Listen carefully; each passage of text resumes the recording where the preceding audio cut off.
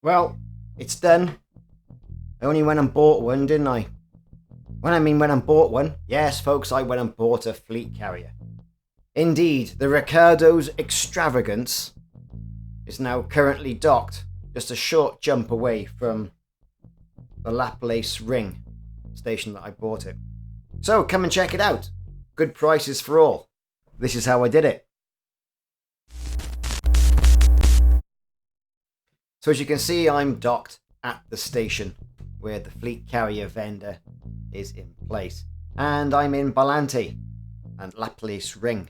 Now, Laplace Ring, nice big station, and it has the fleet carrier vendor there. Now I can safely say that the black adder error I was getting earlier on today has been fixed and sorted out. Whether that's down to how many people and contention on the servers or not, who knows. But let's go through the process. So straight into the station panel, and then you can totally see the contact section as well. Click on that. And there you can see it. Fleet carrier vendor. There's Mervyn Schuster. Come on, Merv. I'm ready to buy that 5 billion credit fleet carrier. Now, there's the screen. 5 billion credits. That is the price. But before you can do that, you can also look at the codex and the pilot handbook entry specifically for fleet carriers.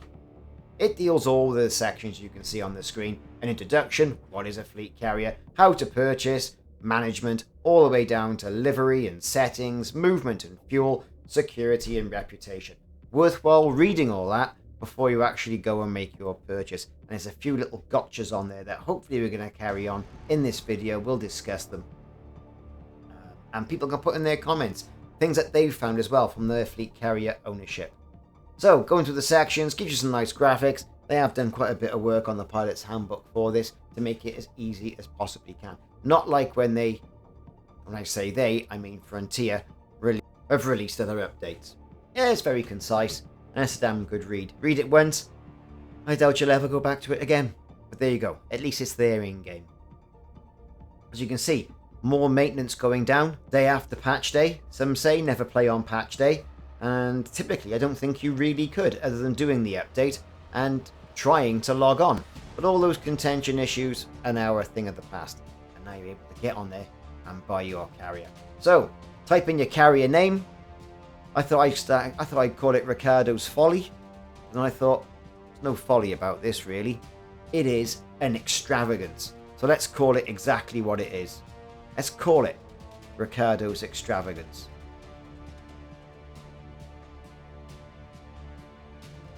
And that's it. Confirm purchase. And that is it. The Brewer Corporation then say, congratulations, that's outstanding. I bet it is. I've just paid you 5 billion credit. On behalf of the Brewer Corporation, may we offer our sincerest congratulations. You are now the proud owner of a Drake class carrier. And there it is in its default format, in lovely yellow. Although it's not actually yellow when you get there to find it. It's that sort of rusty old typical colour. But you can change that in livery. Now, where is it? Well, you can see it's only a short hop away, which is good. So it means you're not filling up that one particular system where you can buy it with the fleet carrier vendor full of fleet carriers. You can pop them around, just short jumps here, there, and everywhere. So that's pretty good, isn't it not? So I'm going to jump over there, Federation Star System, and I'm going to go and visit my fleet carrier. Incidentally, for those who were wondering, no, you cannot purchase another fleet carrier. It says you cannot purchase one, you already own one. And how much money do you have anyway? Especially how long it took me to get that 5 billion credits, which, as I put in my other video, wasn't as straightforward as I thought it was going to be. But anyway, we got there, I've got it, let's get over and go and see it. So getting into the Mitnathas system, that's what I'm calling it anyway, Mitnathas. I'm sure no one can pull me up on that pronunciation. There you can see, along with everybody else's fleet carrier in the section, there's the Ricardos Extravagance. Let's click on some other ones. Commander Darth Ender from the Grey Council Squadron also got his fleet carrier in system as well. And a host of others. So it's not too far away from the jumping point. You can see I've got all my stuff that I haven't set up on the fleet carrier yet. No departure date. I'm not particularly going anywhere just yet. I want to get everything right and then jump off. No point jumping around on a whim and then finding I've got to go and spend the next several weeks mining tritium by myself. And there it is. Look at it. Basking against that one sun. There's going to be loads of these basking photographs out now on the internet for commanders showing off their pride and joy. Getting a bit closer, we're seeing the Drake fleet carrier in its default configuration. Yes, folks, no arcs has yet been spent. I'm not saying there isn't going to be any arcs spent, but no arcs has currently been spent on this Drake class carrier. Very much in its default configuration. And there's nothing wrong with that. But if you've got arcs knocking about, and it's about 12,500 odd arcs, then you can embellish your Drake class carrier with a fleet carrier layout skin. It's what it is. It's a skin, isn't it, really? They're calling it a layout, but it is indeed a skin. Just probably about £5, £6, something like that. British pounds, should we say, for all you people in other countries.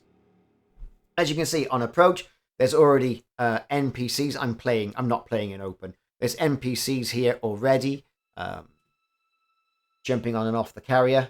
Don't know exactly what they're doing because there's not even any refueling on there yet because I haven't got myself in there to set that up. So anyway, if they're going to be using it, it's a nice set piece to see how busy that carrier can possibly be. I'm going to request some docking. My air traffic controller, the default air traffic controller, kicks in. And here we go. Away we go. I'm going dock at pad 12. And here it is. I'm finally on. And here's the main panel. So as you can see, my shipyard, I've got no stored ships yet. No crew lounge. My tritium depot is only 50% full. Or I've only got 50% full of fuel. That's about 250 light years. And I've done absolutely nothing for it. You can see the outfitting screen there for the ASP. And into the carrier command settings, you can see I get my summary with a weekly upkeep cost of, 5 million credits a week.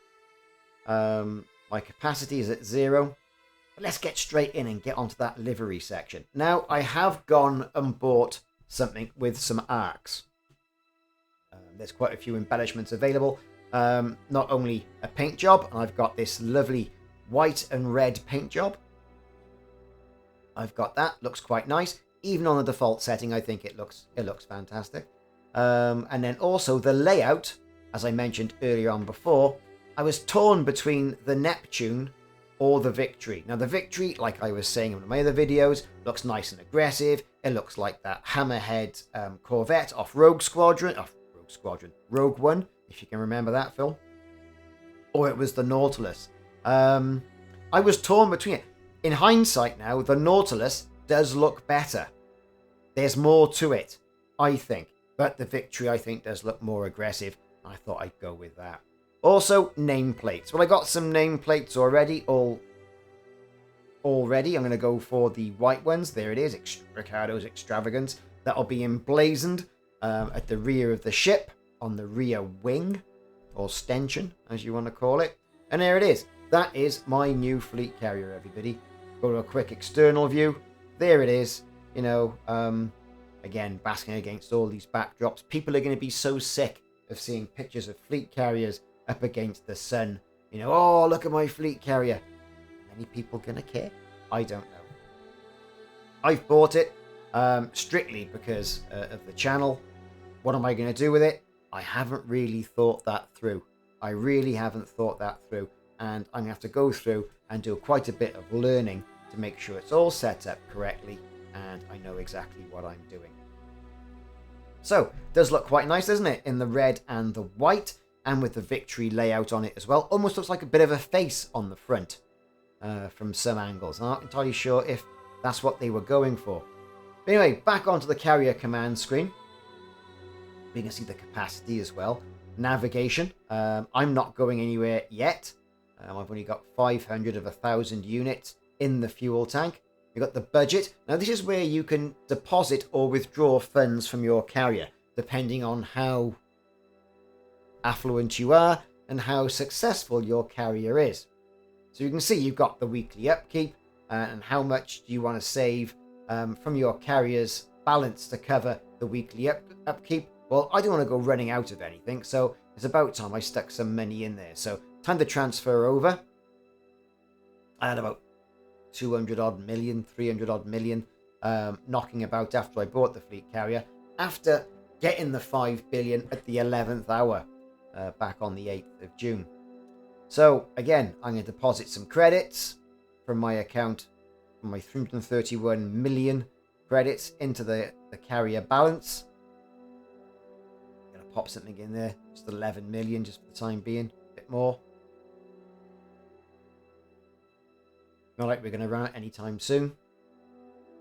Confirm, and that's going to allow me to go in there, make a few changes as well. So, moving on next to the next section. Commodity trading. Manage that market. This is where you can say what you want to buy and how much you want to sell it for. So, tritium's a good one, for example, and all the other items that have been put in under the radar. I want to trade this commodity. How much is buy price going to be? You can set your buy price. How much over the amount do you want to give people to tempt them to come to you with your tritium? That's what you can set there. You can go minus or plus the 100% percentage of the galactic average price. And you can also say how many tons you want as well from traders.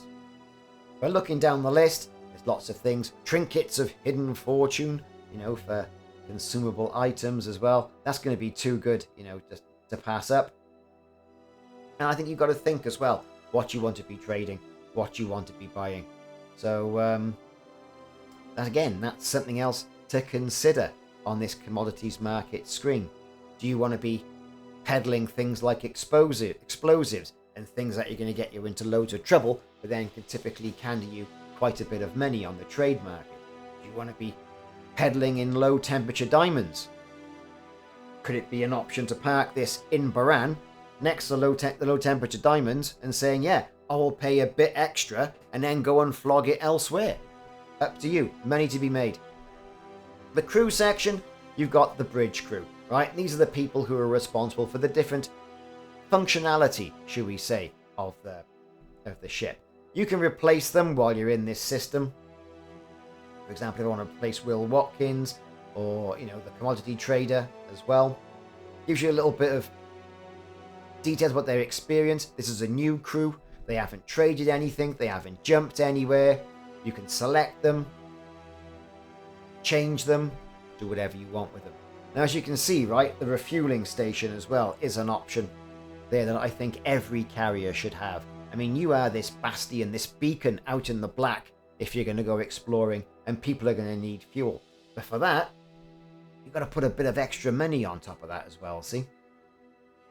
So once you've gone through and you've gone through all the different generations of people, you can see I can install fuel for 40 million credits. So now I've got a refuel station, and it tells me how much extra that's going to cost me per week to keep running.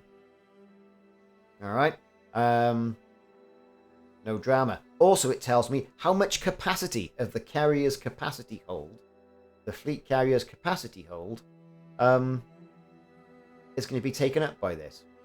So you haven't got an infinite space.